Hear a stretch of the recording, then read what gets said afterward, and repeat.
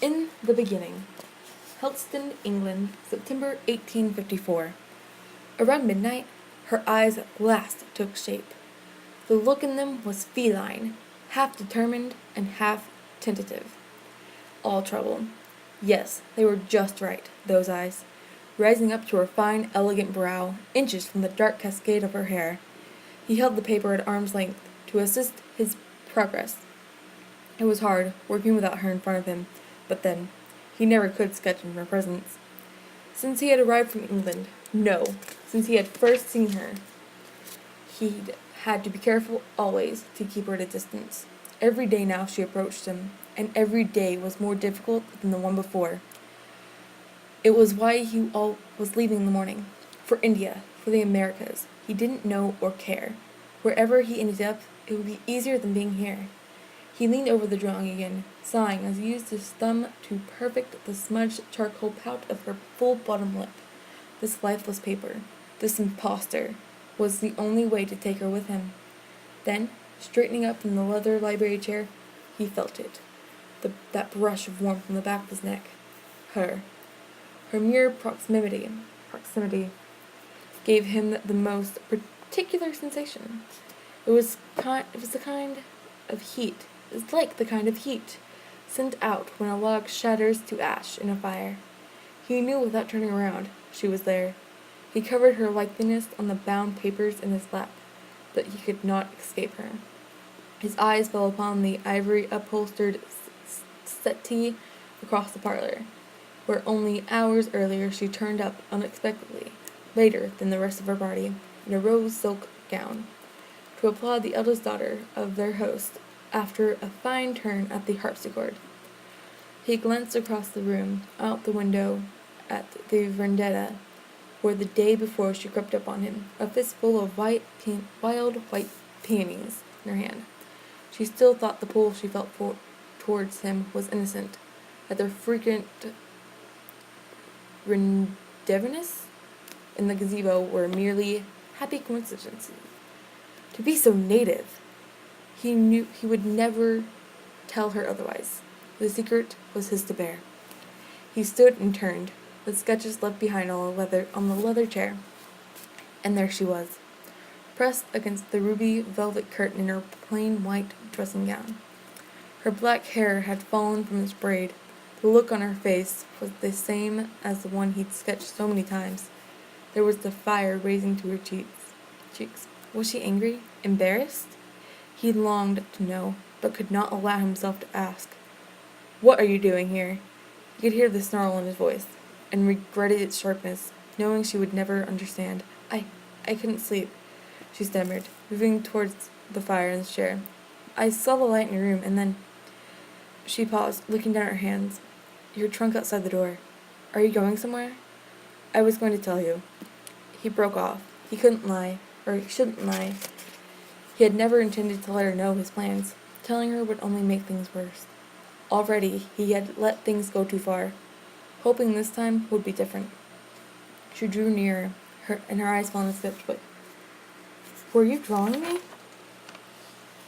Her startled tone reminded him how great the gap was in their understanding. Even after all the time they've spent together, these past few weeks, she had yet to begin to glimpse the truth that lay behind their attraction. This was good, or at least it was for the better. For the past several days since he'd made the choice to leave, he'd been struggling to pull away from her. The effort took so much out of him that, as soon as he was alone, he had to give in to his pent-up desire to draw her. He had filled up his book with pages of her arched neck, her marble collarbone, the black abyss of her hair. Now, he looked back at the sketch, not ashamed at being caught drawing her, but worse. A cold chill spread through him as he realized that her discovery, the exposure of his feelings, would destroy her. He should have been more careful.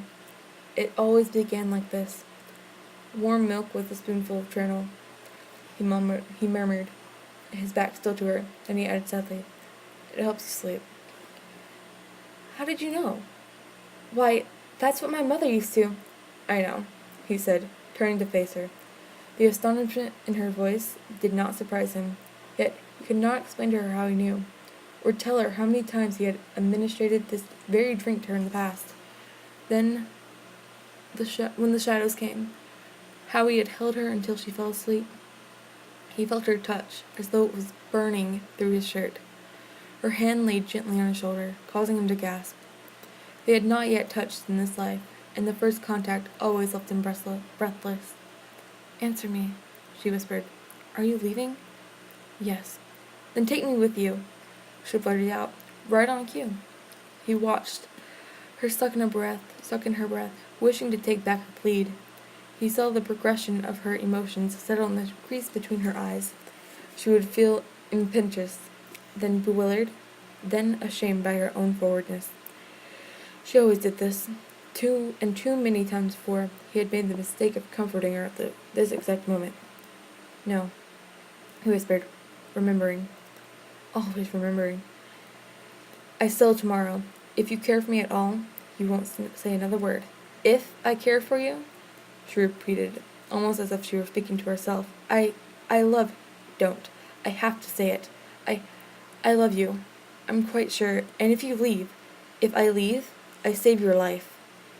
He spoke slowly, trying to reach a part of her that might remember. Was it there, at all? Buried somewhere? "Some things are more important than love. You won't understand, but you have to trust me."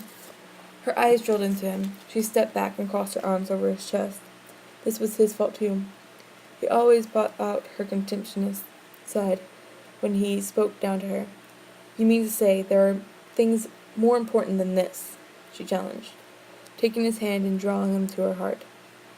Oh, to be her and not knowing what was coming, or at least to be stronger than he was, and be able to stop her. If he didn't stop her, she would never learn, and the past would only repeat itself, torturing them both again and again. The familiar warmth of her skin under his hands made him tilt his head back and moan.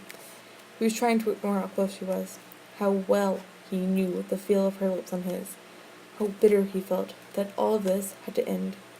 But her fingers traced his so lightly. He could feel her heart racing through her thin cotton gown. She was right. There was nothing more than this. There never was. He was about to give in and take her in his arms when he caught the look in her eyes, as if she'd seen a ghost. She pulled away. She was the one to pull away, a hand to her forehead. "I'm having the strangest sensation," she whispered. "No. Was it already too late?" Her eyes narrowed into the shape in his sketch, and she came back to him. Her hands on his chest, her lips parted expectantly. "Tell me, am I mad? But I swear I've been here, right here before." So it was too late. He looked up, shivering, and could feel the dark descending. He took one last chance to seize her, to hold her as tightly as he'd been yearning to for weeks. As soon as her lips melted into his, both of them were powerless. The honeysuckle taste of her mouth made him dizzy. The closer she pressed against him, the more his stomach churned with the thrill and the agony of it all. Her tongue traced his, the fire between them burning brighter, hotter, more powerful with every new touch, every new exploration. Yet none of it was new. The room quaked. An aurora around them started to glow. She noticed nothing, was aware of nothing, understood nothing besides their kiss. He alone knew what was about to happen, what dark companions were prepared to fall on the reunion, even though he was unable to alter the course of their lives yet. Again, he knew. The shadows swirled directly overhead, so close, he might have touched them. So close, he wondered whether she could hear what they were whispering. He watched as the cloud passed over her face. For a moment, he saw a spark of recognition glowing in her eyes. Then, there was nothing. Nothing at all. So, I hope you liked this. This was the, I guess, preview? Preference. Because the first chapter is right here. Anyway, I hope you guys liked it. Like, because I don't care if you like it or not, I'm still gonna continue reading it.